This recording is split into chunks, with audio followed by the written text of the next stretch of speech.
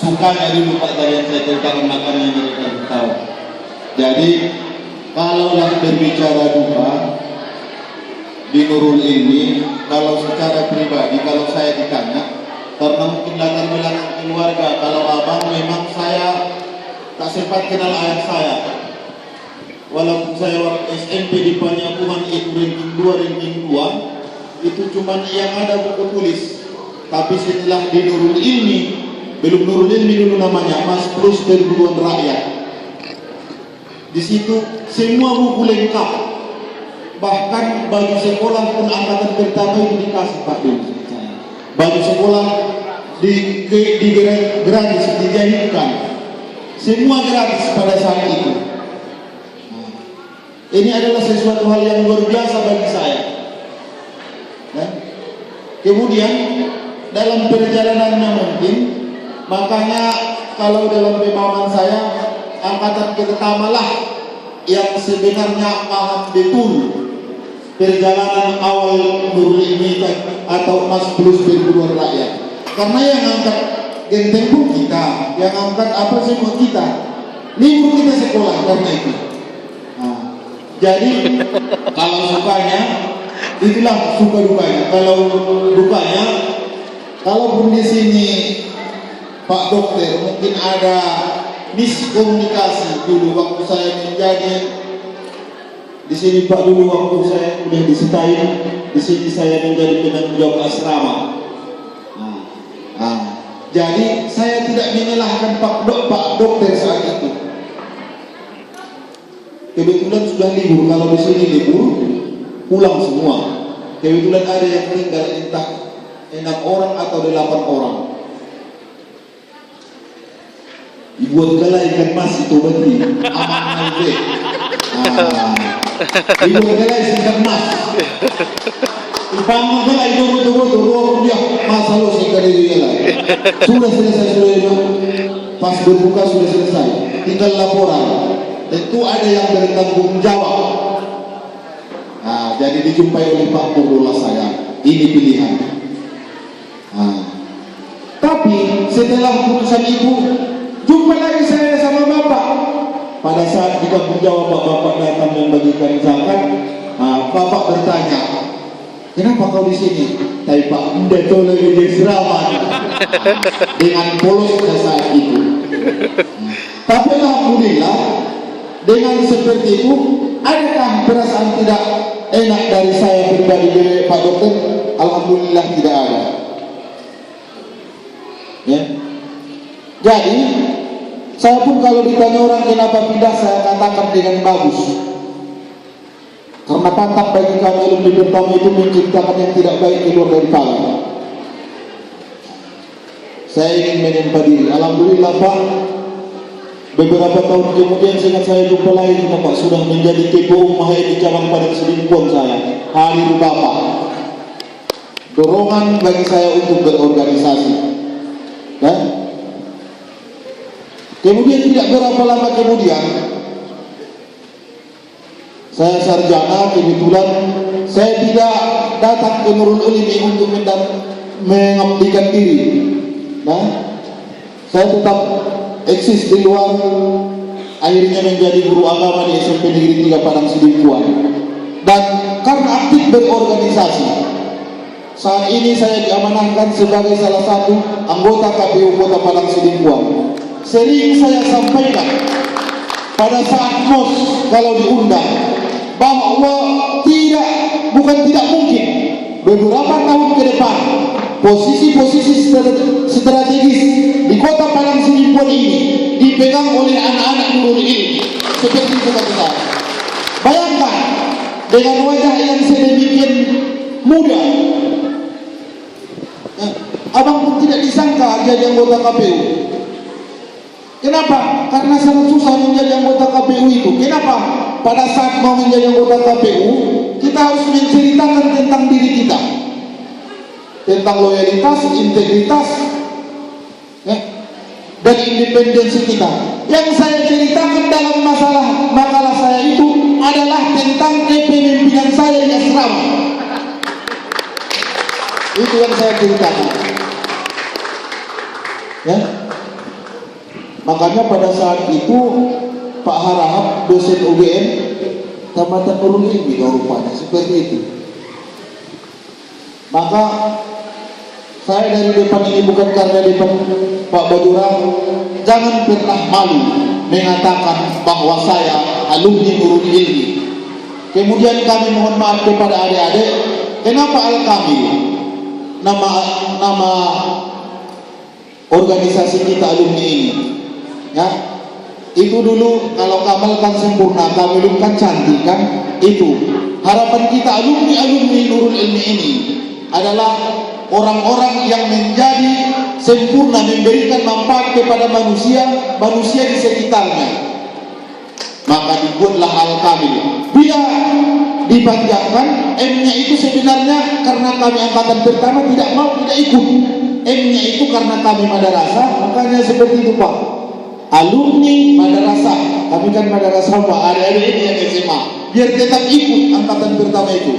Alumni madrasah Nurul Ilmi. Nurul Ilmi kan bukan madrasah.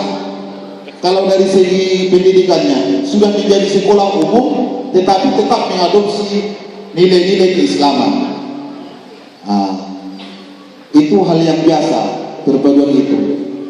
Tapi dari segi pengalaman, mungkin di antara yang hadir ini saya yang lebih sering bertemu dengan Bapak Bajora karena ketua asrama saya dulu di Jenama Pak.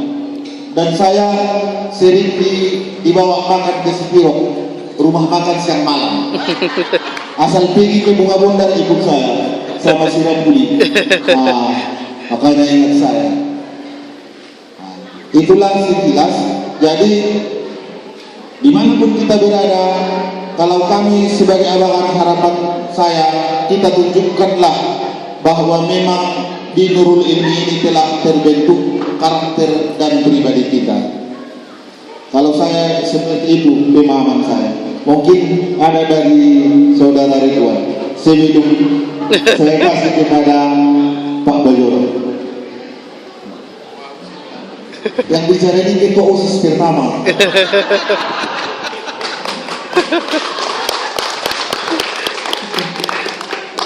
Assalamualaikum warahmatullahi wabarakatuh. Waalaikumsalam. Sebelumnya saya minta maaf. Yang pertama, saya merasa nggak sopan sebenarnya saya di sini gitu kan. Yang pertama itu saya baru 2 tahun lulus dari Nurul ini.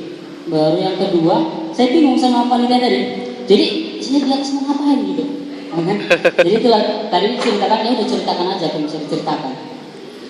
Jadi kok cerita Nurul ini paling ya cerita-cerita gitu aja gitu kan.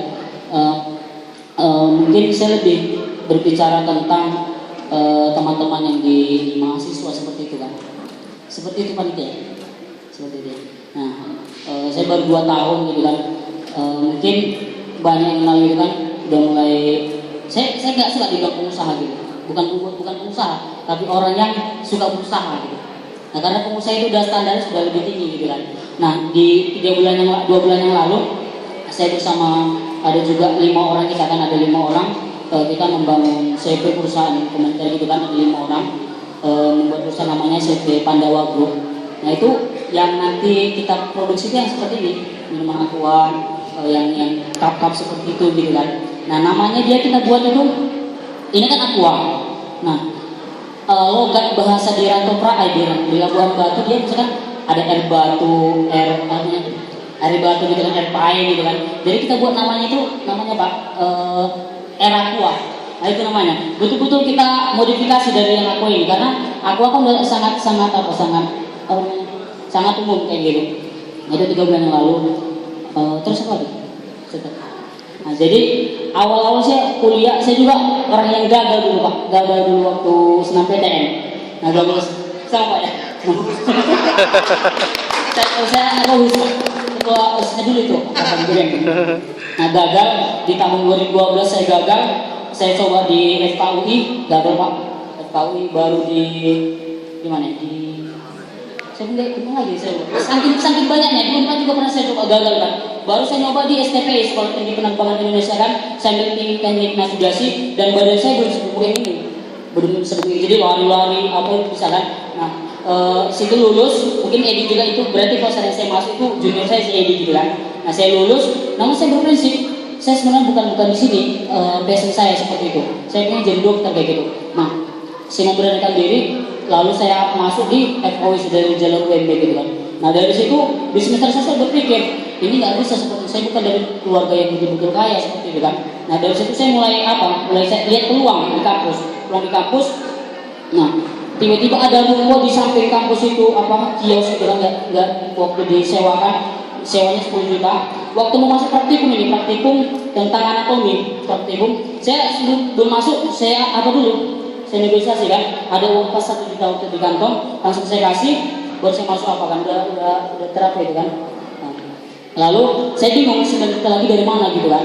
Nah teman-teman saya kumpulkan, saya telepon orang tua, dibilang tuh kayak gini, kalau kamu buat bisnis di kampus, uang kuliah, uang jajan kau sendiri nanggung, bapak nggak mau ikut campur lagi tuh, nggak dibilang orang tua.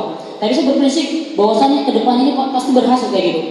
Nah dari situ saya kawan-kawan saya kumpulkan, memang kawan-kawan dari Pauisa agak lumayan bagus ekonominya gitu kan pak. Nah, kumpulkan, kita pinjam uangnya, kita buka usaha gitu. Setelah dari situ, baru saya bingung, kiosnya udah ada saya bingung, membuat apa di dalamnya gitu. Nah 1 bulan itu nggak ada isinya. Baru setelah itu tiba-tiba datanglah dari Erlangga nelfon untuk bisa mengisi kiosnya itu jadi toko buku gitu ya. Kita buat toko buku, lalu setelah kita buka toko buku dan orang pun tidak ada yang beli bukunya, nah, sepi gitu kan. Nah setelah itu saya berpikir di situ banyak fotokopi, kita hampir tiap hari fotokopi. Baru saya cari di Medan itu bang, di Medan itu yang jual fotokopi yang bisa paling murah cara belinya. Nah, saya pinjam lagi uang teman, ambil uang teman saya pinjam mesin fotokopi sekitar 21 juta kan. 21 juta saya pinjam 6 juta baru saya kredit gitu kan, sekarang udah lunas gitu kan. Nah jadi seperti tadi itu awal kali yang namanya yang tadi diceritakan Indonesian Book Center. Nah dari situ kita berkembang. Nah saya kan di kedokteran, semua bisnis yang saya lakukan itu di kedokteran gitu. Jadi teman-teman sekalian jangan kita hanya kuliah masuk keluar semua tidak ada karya yang bisa kita hasilkan kayak gitu. Nah misalkan teman-teman kayak saudara Ramati dia misalnya kan di ilmu komputer. Nah kita buat apa kira-kira peluang yang bisa di ilmu komputer, makanya sebetulnya kita dalam kayak gitu. Nah jadi kalau saya kan di kedokteran, nah saya buat juga dia seperti event organizer. Jadi kalau kayak seminar-seminar kedokteran di Medan itu pak, itu banyak kita yang adakan gitu pak. Nah, seminar kedokteran kayak kemarin kita baru undang dari dosen IPB kan, Prof. Arif Diono tentang teknologi terbaru kedokteran ya, tentang stem cell gitu kan, kita apa juga gitu. Nah, alhamdulillah kita kumpulkan dananya, nah di 3 bulan yang lalu kita bisa membuat CV gitu dengan teman-teman, karena saya tidak berada sendirian. Nah jadi mungkin kalau saran saya kepada teman-teman, makanya saya itu sebut nama saya di depan itu Prof kan, yang F gitu, itu provokator, karena teman-teman saya itu suka minjam uang sama saya gitu. Karena setelah saya pinjami, dipinjam orang itu sama saya kan, itu saya saya amankan ke bank, biar dia nanti bisa dapat emas di bank itu, baru uangnya balik lagi sama dia gitu. Karena ngelobi bank itu agak susah gitu kan. Nah, makanya saya juga banyak belajar tentang perbankan sama senior-senior kita, Bang Hamirun, Bang Safri gitu. Jadi teman-teman mungkin kita kan ada grup di Facebook gitu kan. Ya di situ kita saling sharing. Nah, mungkin yang terakhir. Saya nggak terlalu banyak pengalaman, saya juga baru lulus kayak gitu kan. Nah teman-teman sekalian, banyak hal yang bisa kita lakukan. Jadi jangan hanya untuk kita kuliah, setelah itu nyari kerja gitu. Selagi sekarang bisa ada peluang, kita cari terus peluangnya, nanti dapat kita mainkan. Kalau gagal ya buat lagi. Seperti itu. Cuman itu saya. Kalau untuk motivasi saya tidak bisa. Saya bilang tadi sama panitia, kalau jadi motivator kayak gitu saya nggak bisa. Cuma kalau trik-trik bisnis mungkin bisa saya bantu kayak gitu. Nah kalau motivasi mungkin nonton di Metro TV aja sama Mario Teguh gitu kan. Itu pasti termotivasi. Kalau saya sendiri nggak bisa. Gitu ya. Nah jadi teman-teman sekalian, satu lagi nanti kalau saya mau sharing-sharing, saya berharap kedepannya kita waktu berkumpul itu tidak hanya membicarakan tentang akhirat gitu, tentang dunia apa gitu, tapi dunia juga kita bicarakan juga tentang sistem ini gitu. Kita di Medan kan, saya kan ada ikut komunitas di HIPMI dengan pengusaha gitu kan. Tiap malam Jumat kita ada mentoring, tapi ceritanya bisnis aja gitu. Nah nanti hari Sabtu kita mentoring juga, tapi ceritanya pengajian sama jamaah tabligh, sama HTI kayak gitu ya. Jadi bergabung-gabung kayak gitu dia. Nah, nanti mungkin kita bisa sharingkan tentang bagaimana cara membayar uang kuliah yang paling efektif. Mungkin demikian dari saya. Sekian, saya serahkan kepada Bapak.